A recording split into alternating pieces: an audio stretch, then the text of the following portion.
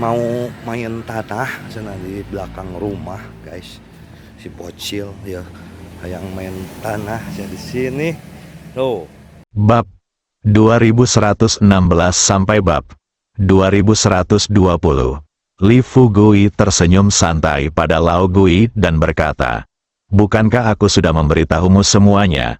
Permintaanku sangat sederhana. Aku hanya ingin kamu menyerahkan tali api berlian dan meminjamkannya kepadaku. Aku hanya bisa membiarkan unicorn membuat lubang besar di dalam dirimu terlebih dahulu. Lalu aku memasuki tubuhmu dan mencari di mana tali api berlian itu disembunyikan." Jantung kura-kura tua itu berdetak kencang. Lalu dia buru-buru berteriak, "Hidung, hidung. Karena kamu di sini, kamu harus tahu bahwa tali api Vajra tersembunyi di Gua Tianya." Gua Tianya adalah hidung orang tua itu. Batu yang datang untuk memblokir binatang buas itu telah dipindahkan. Tahukah kamu di mana Gua Tianya disembunyikan dan di mana tali api Vajra disembunyikan? Dia hanya menceritakan rahasia tentang tali api berlian. Li Fugui tertegun selama beberapa detik, kemudian ia terbang ke lubang hidung kura-kura tua itu. Lihatlah lubang hidungnya sebesar pintu. Li Fugui mengerutkan kening dan bertanya, "Apakah kamu mengatakan yang sebenarnya?" Lao Gui menjawab dengan marah, "Aku telah dirusak olehmu sampai saat ini, bagaimana aku masih bisa berbohong? Tapi, ketika kamu mendapatkan talinya nanti, kamu harus pergi lebih cepat." "Demi keselamatan?" Li Fugui bertanya, "Mengapa?" Lao Gui berkata terus terang, "Tali api berlian ini telah lama tersembunyi di tubuhku, dan sekarang telah menyatu dengan tubuhku." "Baik sekali. Kalau begitu, bersabarlah sebentar. Tinggalkan kata-kata ini." Li Fugui memperingatkan Zhen Tianhou dan Unicorn, "Kamu harus berhati-hati. Jika kura-kura tua ini berani melakukan kesalahan, dia akan mengikuti apa yang aku katakan dan membiarkan dia memakai popok besar selama sisa hidupnya." Pikiran kura-kura tua berdengung, apapun yang terjadi. Ia tidak memperhitungkan bahwa suatu hari nanti akan menghadapi sesuatu yang memalukan seperti ini sehingga tidak ada rasa malu untuk memberitahukannya kepada siapapun. "Anakku, cepat pergi. Jika kamu bisa mengeluarkan tali api berlian itu secepat mungkin sebelum orang tua itu menyesalinya, maka kamu harus membiarkan unicorn di bawah segera menghindarinya." Kura-kura tua itu sangat ketakutan, tetapi ketakutan adalah ketakutan. Mulut penyu ini sebenarnya lebih keras dibandingkan mulut bebek mati. Tapi sekarang, Li Fugui tidak terlalu mengkhawatirkannya. Satu-satunya hal yang ingin dia lakukan sekarang adalah segera mengeluarkan tali api berlian. Pikirkan ini, Li Fugui tidak ragu-ragu dan menggunakan keajaiban bayangan untuk mengebor lubang hidung gunung yang menelan penyu yang sedang menggigit. Jalan lurus. Setelah masuk ke dalam lubang hidung kura-kura tua itu sedalam 30 hingga 50 meter, Li Fugui tidak menemukan senjata ajaib apapun. Di dalam hidung ini, kecuali beberapa bulu hidung yang tampak berkarat, tidak ada apa-apa lagi.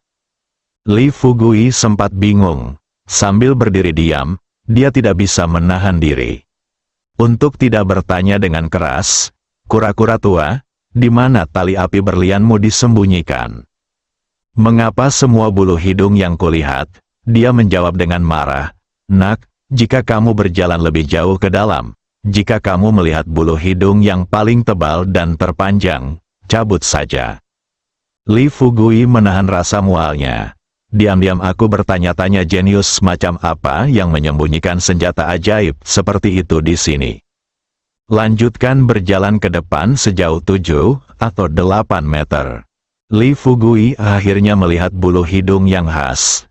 Bulu hidungnya panjangnya lebih dari 2 meter, dengan ketebalan yang sama di kedua ujungnya. Lihat situasi ini, Li Fugui menariknya dan bertanya, "Apakah ini?" Lao Gui berkata dengan keras, "Cepat, ini dia, hati-hati." "Hati-hati, Aku akan bersin. Li Fugui segera memulai untuk menggerakkan energinya. Kicauan, tunggu hingga tali api berlian dipegang di tangan Anda. Li Fugui tidak berani ragu sama sekali. Berbalik dan keluar dari lubang hidungnya. Pada saat yang sama, kura-kura tua itu membuka mulutnya. Dia akan bersin. Untuk menghindari ingus di sekujur tubuhnya, Zhen Tianhou segera melepaskan cakarnya. Sudah terlambat, ini cepat. Li Fugui kebetulan terbang keluar dari lubang hidung kura-kura tua itu dan berteriak kepada unicorn di laut. Unicorn, lari. Unicorn itu benar-benar memaksakan kepalanya ke atas. Lagi pula, ia tidak ingin tanduknya berubah menjadi kotoran. Dengan penyu tua itu jatuh lagi ke laut, seluruh dunia sepertinya telah kembali damai saat ini.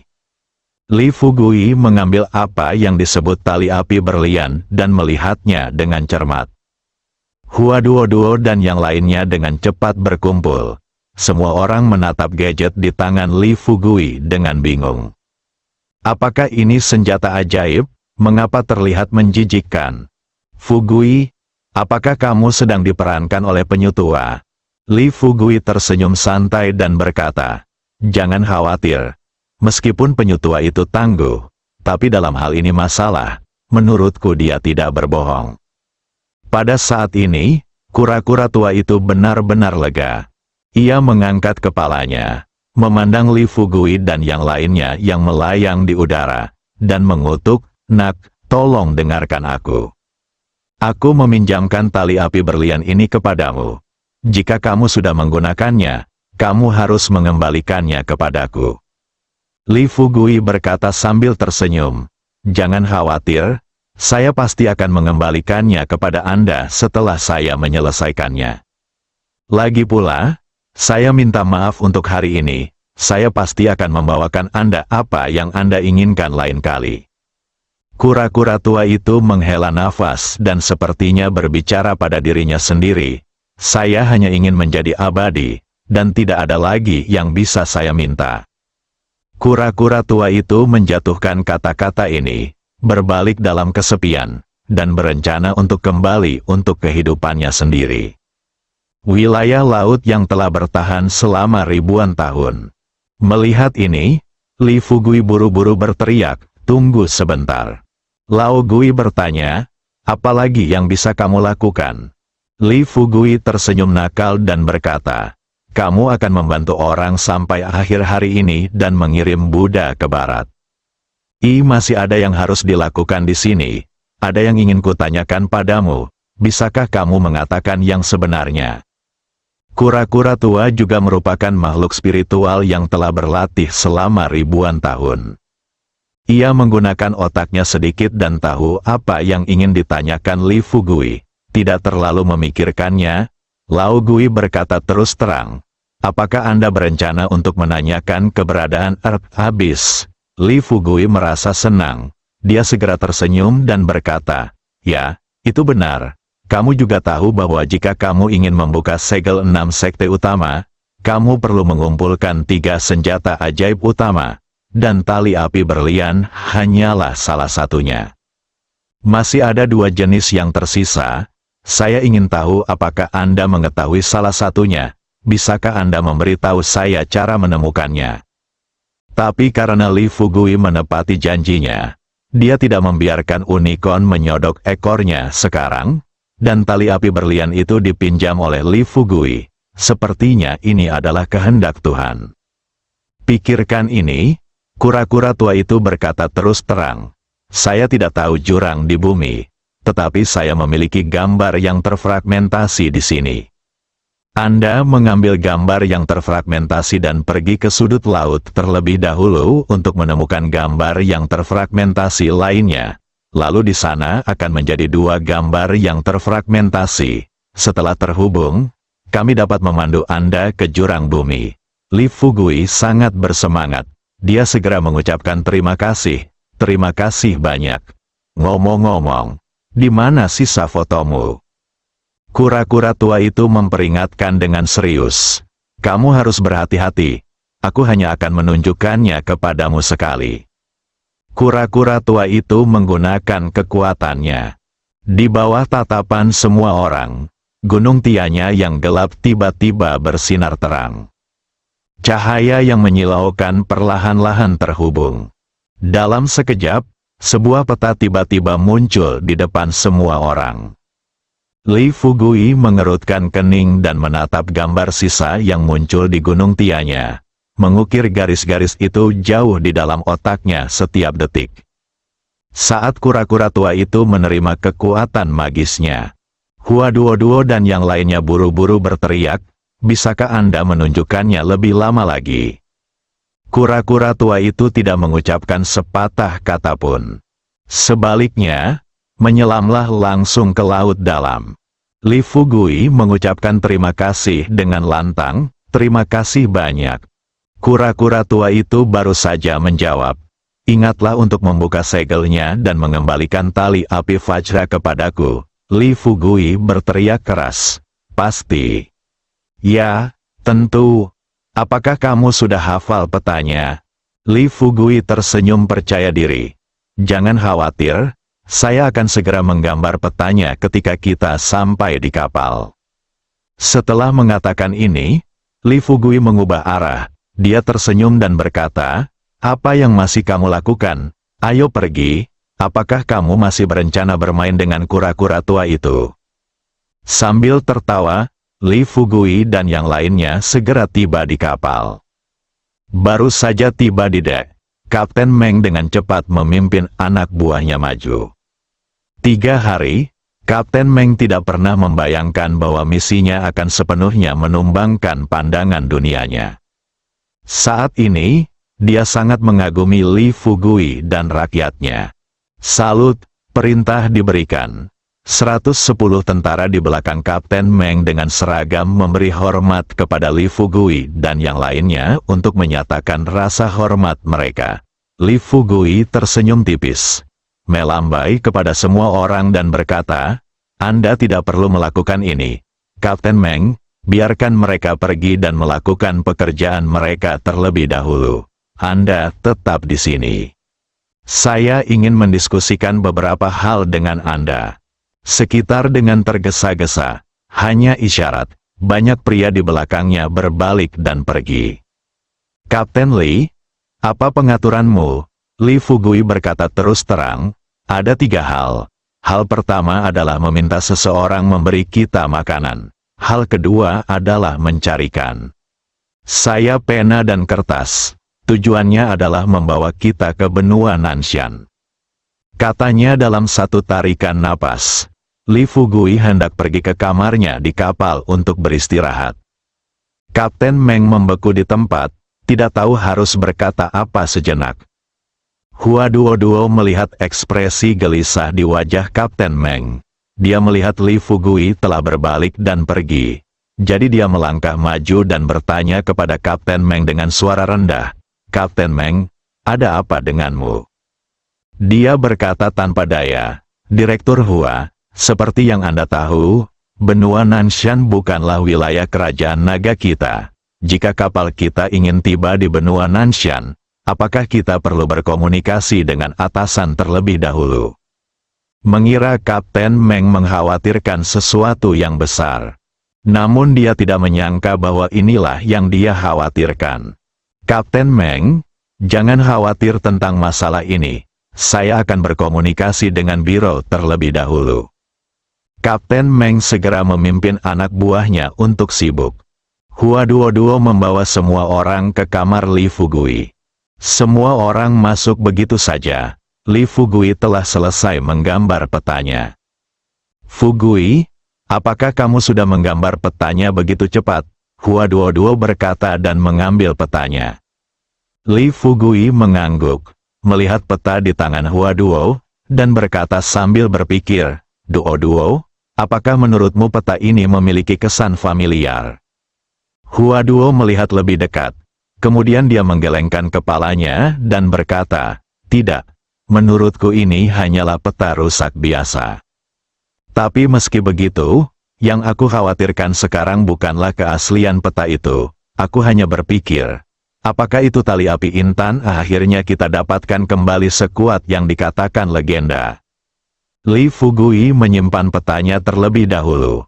Lalu dia mengeluarkan tali api berlian yang melingkari pinggangnya. Meletakkannya di atas meja, dia melihat dengan hati-hati ke tali di depannya, yang tidak jauh berbeda dengan bulu hidung. Dia tidak bisa menahan cemberut dan berkata sambil tersenyum.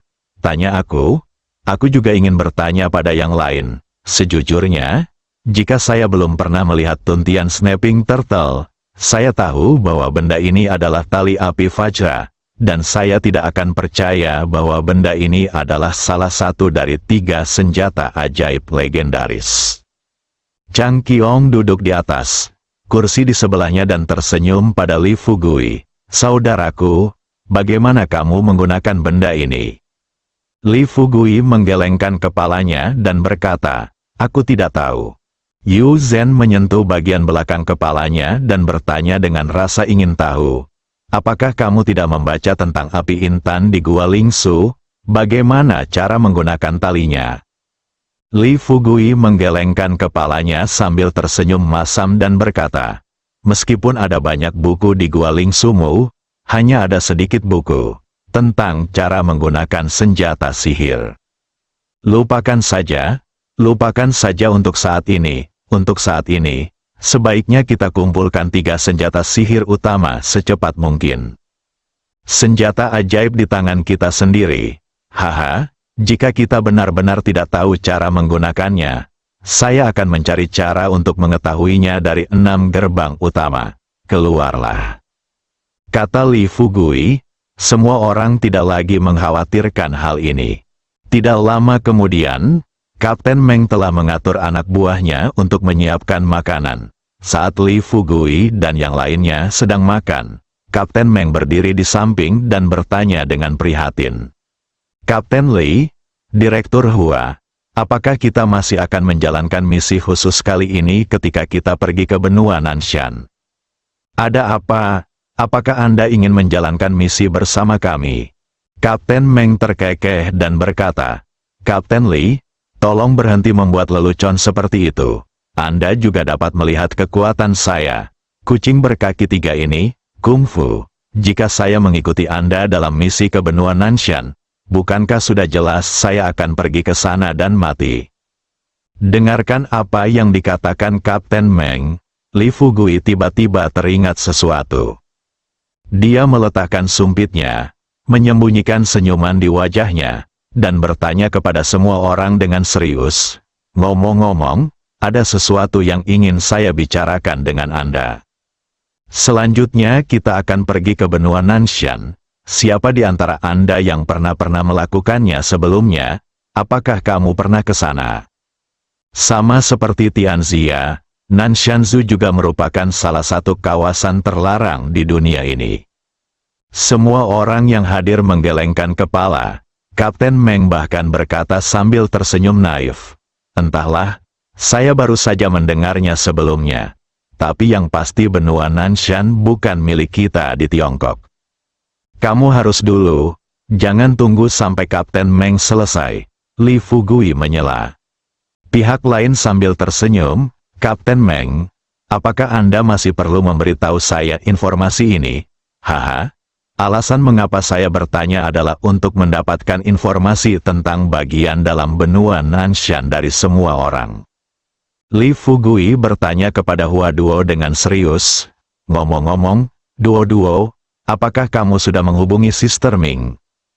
Hua Duo mengangguk dan berkata terus terang, kami telah dihubungi. Saudari Ming baru saja mengirim pesan. Dia meminta kami untuk berlabuh langsung di pelabuhan 20 km dari kota Nanshan setelah tiba di negeri Aolai. Mengatakan bahwa ketika kita tiba di sekitar kota Nanshan, kita harus menanyakan situasi di kota tersebut sebelum masuk. Dilihat dari nada suaranya, sepertinya kota Nanshan tidak terlalu damai.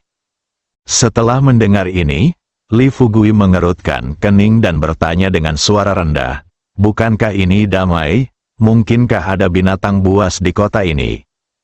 Hua Duo menggelengkan kepalanya dan berkata, Situasi spesifiknya tidak diketahui. Benua Nanshan adalah salah satunya daerah terlarang. Bahkan jika Aolai tidak ada seorang pun yang pergi ke pedalaman benua Nanshan. Chang Qiong meletakkan sumpitnya dan berkata terus terang, "Mengapa kamu peduli? Saat kita sampai di tempat itu, tidak bisakah kita menyelidikinya dengan cermat?" Chang Qiong mengatakan dengan tepat apa yang dia katakan.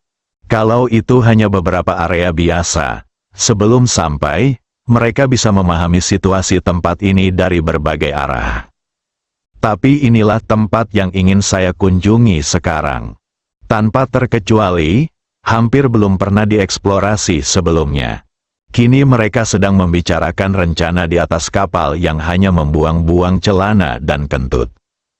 Saudara Chang Qiong benar, saya tidak akan berkata apa-apa lagi. Mari kita istirahat yang baik setelah makan. Akhir-akhir ini, bersantai dan berlatih dengan rajin. Setelah tiba di kota Nanshan, kami akan menyusun rencana berdasarkan kondisi setempat. Akan memakan waktu hampir seminggu. Kapal itu berlayar di lautan luas. Dini hari pada hari ke-8, Li Fugui menerima pesan dari Kapten Meng. "Kapten Li, 1 jam lagi, kita akan tiba di pelabuhan." Li Fugui datang ke geladak setelah mendengar berita tersebut. Melihat ke sepanjang geladak, saya tidak menyangka bahwa apa yang disebut pelabuhan di depan saya tampak seperti dermaga kuno, bobrok dan kasar. Ada beberapa bangunan di sekitar dermaga, namun kebanyakan bergaya kastil barat yang terbuat dari batu-batu kuno, yang terlihat hancur tertiup angin laut. Hua Duo dan yang lainnya dengan cepat mengepung Li Fugui saat ini. Jenny bertanya ragu-ragu, "Fugui, apakah kamu ingin aku pergi ke sana dan memeriksa situasinya dulu?" Li Fugui melambaikan tangannya dan tersenyum dan berkata, "Tidak, kamu dapat melihat masih ada asap yang mengepul di depanmu. Saya pikir di sana pasti orang-orang yang tinggal di sekitar dermaga. Saat kita sampai di sana, sudah terlambat untuk menjelajah lebih hati-hati." Saat kapal semakin dekat ke pelabuhan, Li Fugui agak terkejut setelah melihat pemandangan di dermaga dengan jelas. Mata Hua Duo semakin melebar dan dia dengan cepat bertanya kepada Li Fugui, "Fugui, lihat, setidaknya ada 1.000 orang di dermaga." Pada saat ini, Kapten Meng menunjukkan senyum bangga di wajahnya dan melangkah maju ke arah Li Fugui dan yang lainnya. Dijelaskan, negara Aolai ini adalah negara kepulauan kecil. Kali ini kami dari Tiongkok mengirim kapal dan bernegosiasi dengan mereka terlebih dahulu. Jika mereka tidak mengirim orang untuk menyambut mereka, saya khawatir itu tidak bisa dibenarkan, seperti yang dikatakan Kapten Meng. Li Fugui, Hua Duo dan lainnya tiba di pelabuhan. Baru saja mendarat dari kapal, seorang tetua barat, berusia sekitar 60 tahun, berjalan ke arah saya. Penatua, yang mengenakan jas dan sepatu kulit, tersenyum cerah. Sebelum dia datang ke Li Fugui, dia mengulurkan tangannya terlebih dahulu dan berkata, "Selamat datang, selamat datang." Sebelum penatua itu selesai berbicara, para pejabat yang berjejer di dermaga dan masyarakat yang menyambutnya pun menyambutnya dengan lantang. Li Fugui membawa orang yang lebih tua itu kepadanya. Dia berpikir sejenak, tersenyum dan berkata, "Halo, ini wakil direktur kami Hua." Tetua itu buru-buru mengubah arah dan mengulurkan tangannya di depan Hua Duo. "Halo, wakil direktur Hua, saya Siemierf, kepala negara yang bangga. Saya sudah lama menunggu Anda di sini." Hua Duo tidak pernah berpikir bahwa datang ke sini orang yang menyapa mereka ternyata adalah pemimpin kerajaan Aolai.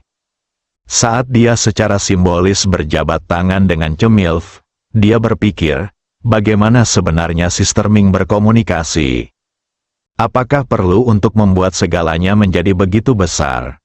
Paling-paling, dia hanyalah wakil direktur Biro ke-6, meskipun dia memiliki banyak pengaruh di Tiongkok. Tapi Siemierfu di depannya juga merupakan pemimpin kerajaan Aolai.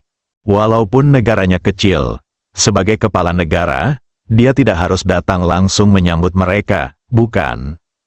Namun, bagaimana Hua Duo bisa tahu, alasan Siemierf datang sendiri adalah karena kesulitannya. Aku sudah membuatmu menunggu lama sekali. Ngomong-ngomong, izinkan aku memperkenalkanmu dulu. Ini Kapten Li kami. Sisanya adalah anggota Biro ke-6 kami. Hua Duo tersipu dan jantungnya berdebar kencang.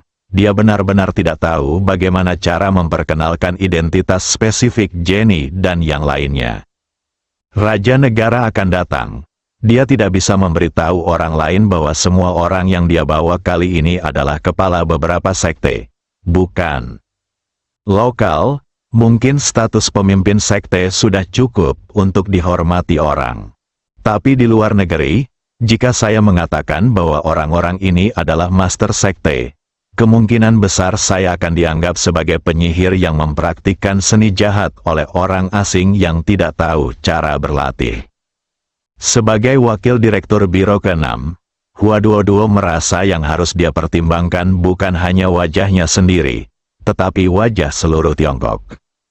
Mendengar ini, Siemierfu mengangguk sedikit dan berkata sambil tersenyum, "Ya, saya sudah lama mendengar bahwa negeri Tiongkok penuh dengan bakat." Hari ini, tampaknya itu benar. Li Fugui hampir tidak tertawa terbahak-bahak. Hal ini dikatakan terlalu asal-asalan, melihat orang-orang di sekitarnya. Teng Si dan Qian Qiong adalah dua lelaki tua yang jahat. Jenny, Yu Zhen, dan Dimu lainnya semuanya adalah film gadis cilik. Sedangkan untuk diriku sendiri, dilihat dari penampilannya, dia terlihat seperti pria muda. Dalam situasi ini, bagaimana Siemierf bisa mengetahui secara sekilas bahwa orang-orang ini adalah orang-orang berbakat? Tentu, Li Fugui hanya memikirkan kata-kata ini di dalam hatinya. Dia tidak bisa mengatakannya secara langsung di depan orang lain. Dengan Hua Duo yang menjaga mereka di depannya, Li Fugui tidak perlu khawatir untuk mengobrol dengan Siemierfu dan yang lainnya. Semua orang berhenti sebentar di pelabuhan. Siemierf mengajak rombongan pergi ke Harbor Hotel untuk beristirahat. Kapten Meng merapat kapal di pelabuhan seperti yang telah disepakati sebelumnya, menunggu Li Fugui dan rombongan kembali bersama setelah menyelesaikan misi mereka. Adegan yang sama seperti di dermaga, Li Fugui dan yang lainnya baru saja tiba di hotel. Upacara penyambutan hangat lainnya. Adegan seperti ini membuat Li Fugui merasa sedikit cemas. Awalnya, pencarian 3 senjata ajaib ini dianggap sebagai operasi yang relatif rahasia. Tapi aku tidak menduganya sekarang. Tidak diketahui apakah murid sekte domestik mengetahui tentang Li Fugui. Tapi satu hal yang pasti, semua orang dari kerajaan Aolai tahu tentang masalah ini. Dengan banyak kegelisahan. Semua orang baru saja masuk dari hotel. Li Fugui melangkah maju dan berbisik kepada Hua Duo. Duo, saya pikir lebih baik Anda memberitahu Tuan Siemierf dan meminta mereka untuk tidak mempublikasikan masalah ini. Hua Duo secara alami memahami pemikiran Li Fugui. Dia mengangguk sedikit.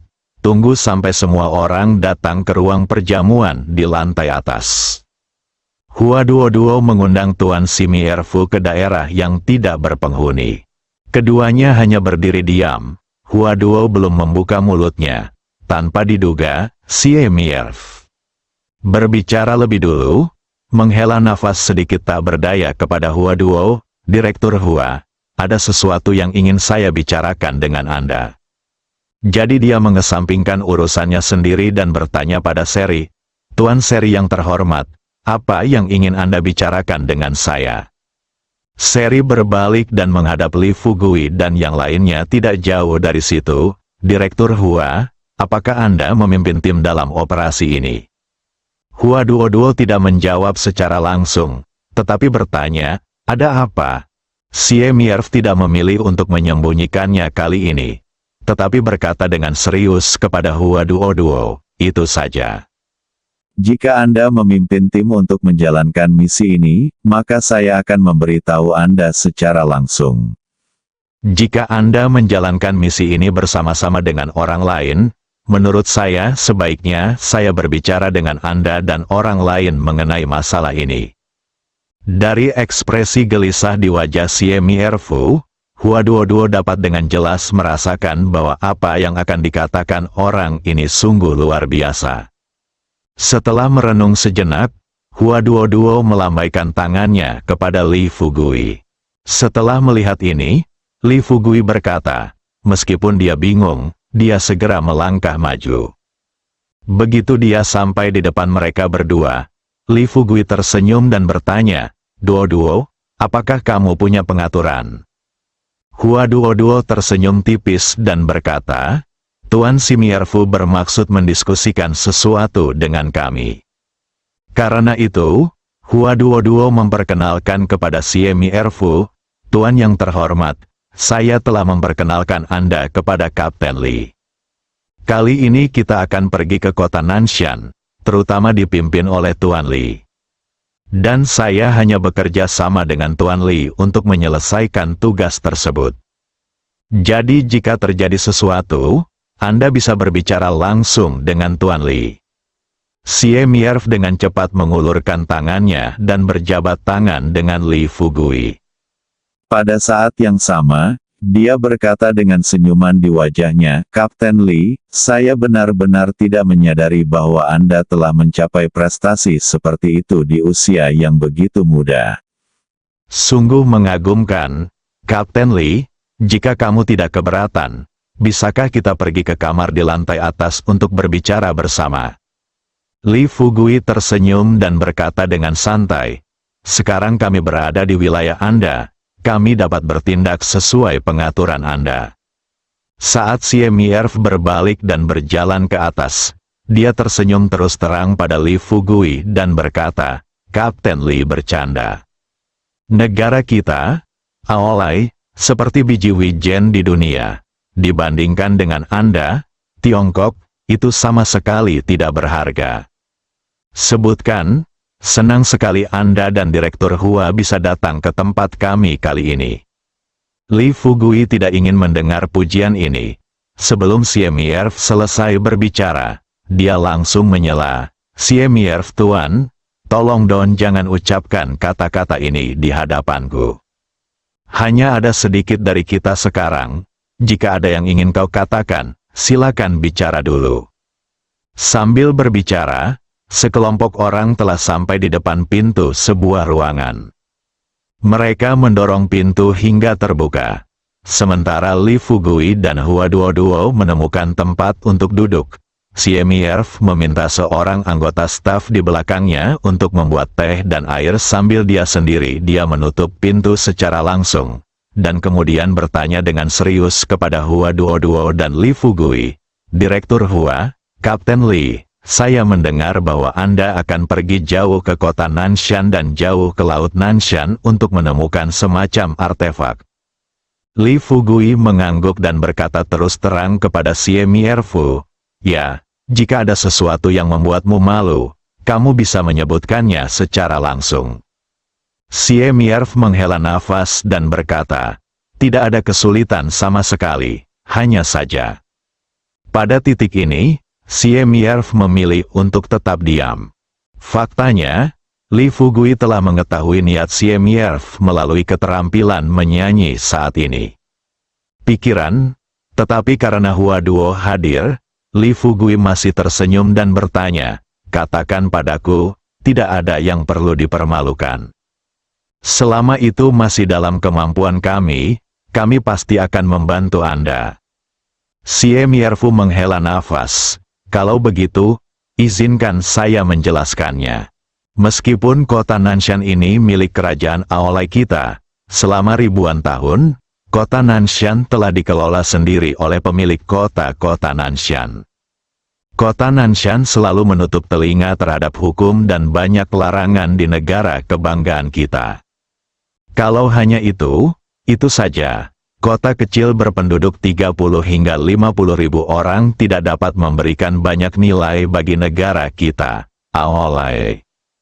Tetapi masalahnya adalah sejak sebelum bulan Maret, orang-orang telah keluar dari kota Nanshan dan melukai orang-orang yang tidak bersalah.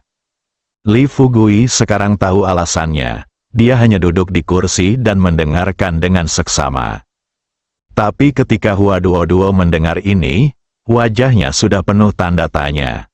Menatap Xie Mierf, Hua Duo dengan cepat bertanya, "Tuan, dalam hal ini, mengapa bukankah kamu memerintahkan tentara untuk menyerang kota Nanshan secara langsung?"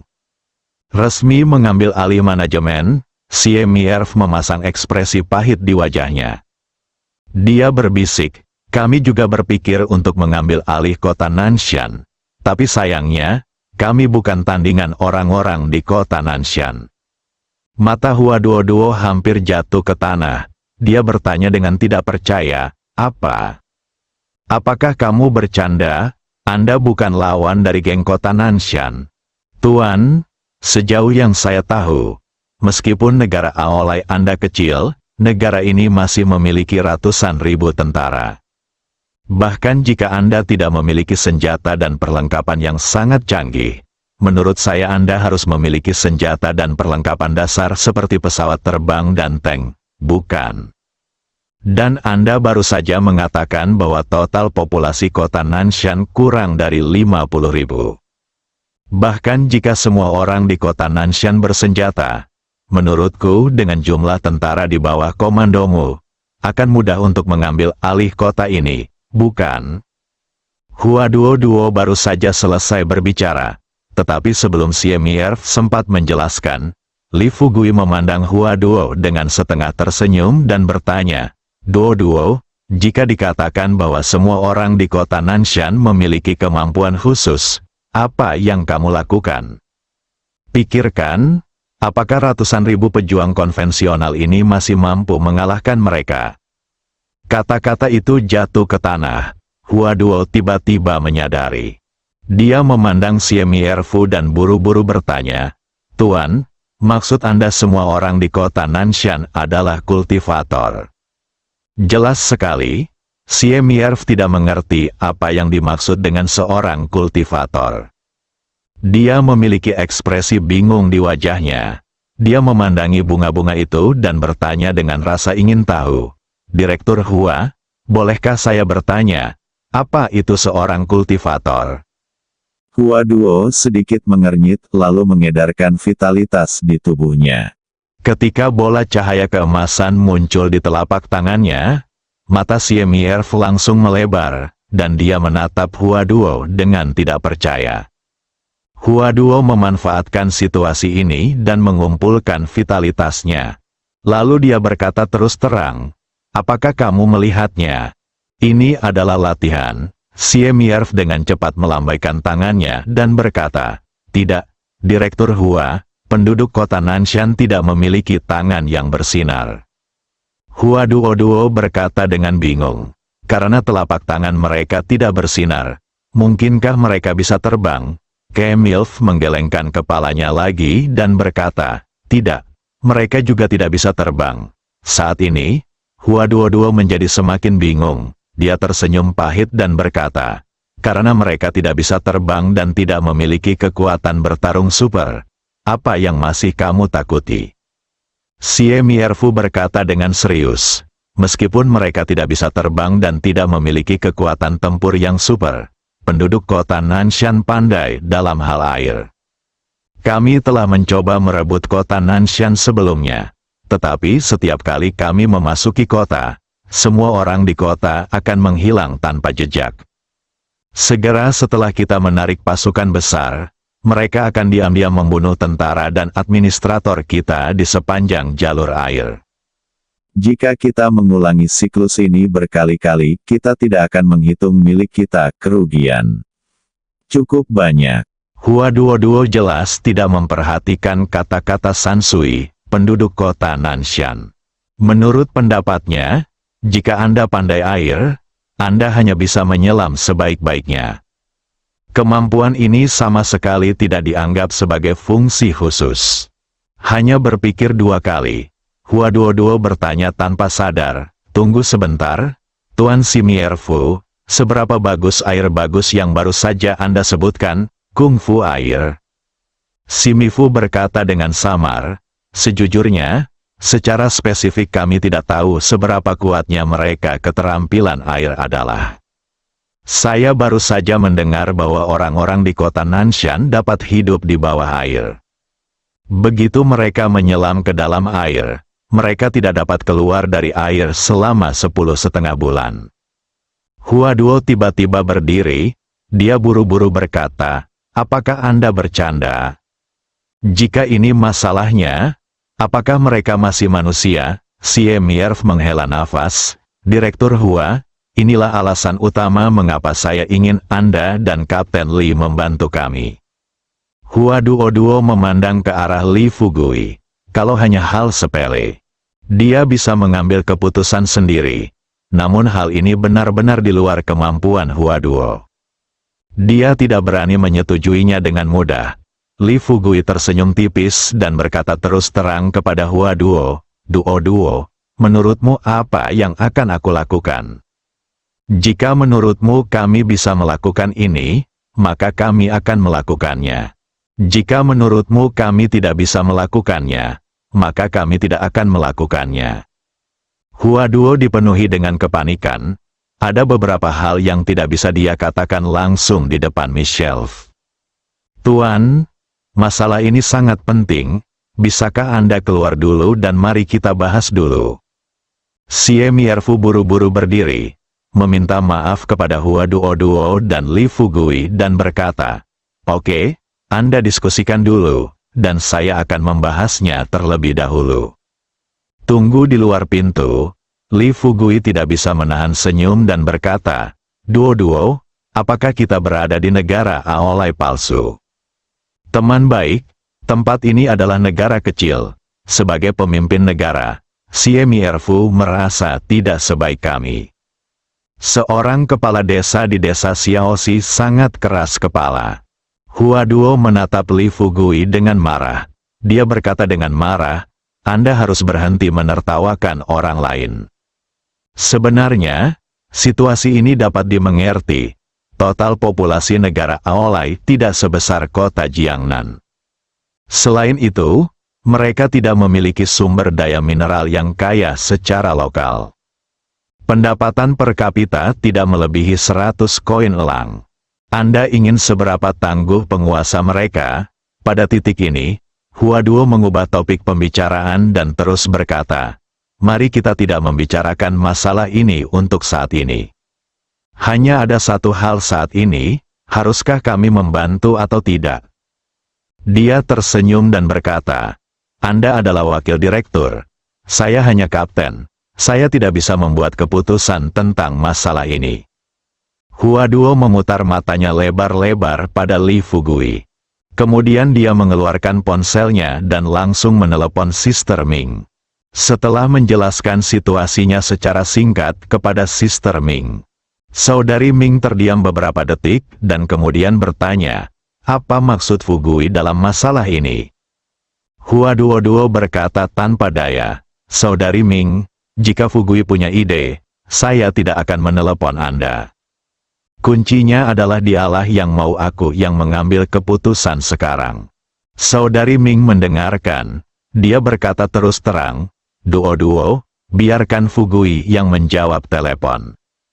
Huaduo baru saja menatap Li Fugui, dan Li Fugui buru-buru melambaikan tangannya, jelas tidak ingin menjawab panggilan Sister Ming. Lihat situasi ini. Setelah Huaduo ragu-ragu selama beberapa detik, dia berkata terus terang kepada Sister Ming, Sister Ming, buang waktu saja jika Anda memintanya untuk mengambilnya. Sebaiknya Anda membuat keputusan tentang masalah ini. Petunjuk ketidakberdayaan, Duo, Anda harus memahami bahwa Li Fugui adalah pemimpin tim Anda dalam masalah ini. Jika Anda menemui masalah, Anda harus turun tangan untuk menyelesaikannya. Saya setuju dengan masalah ini sekarang, untuk berjaga-jaga.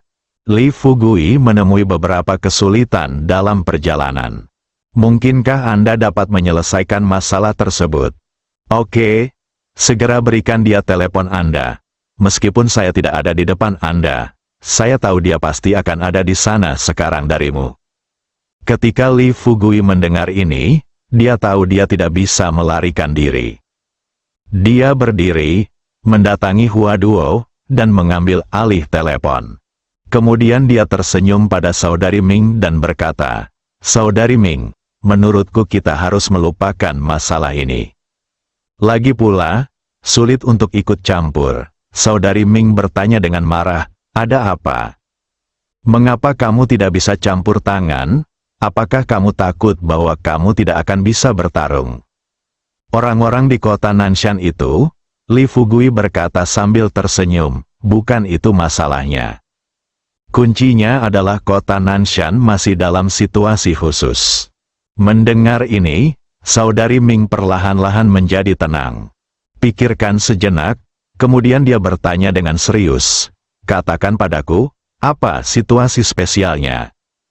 Li Fugui berkata terus terang, "Saya baru saja mengetahui secara tidak sengaja bahwa ada dua alasan utama mengapa Kemilf tidak menyerang kota Nanshan dalam skala besar. Poin pertama adalah, saat dia memberitahu kami, orang-orang di kota Nanshan ini memiliki kekuatan magis. Dengan kekuatan tempur prajuritnya, mereka tidak dapat mengalahkan penduduk kota Nanshan.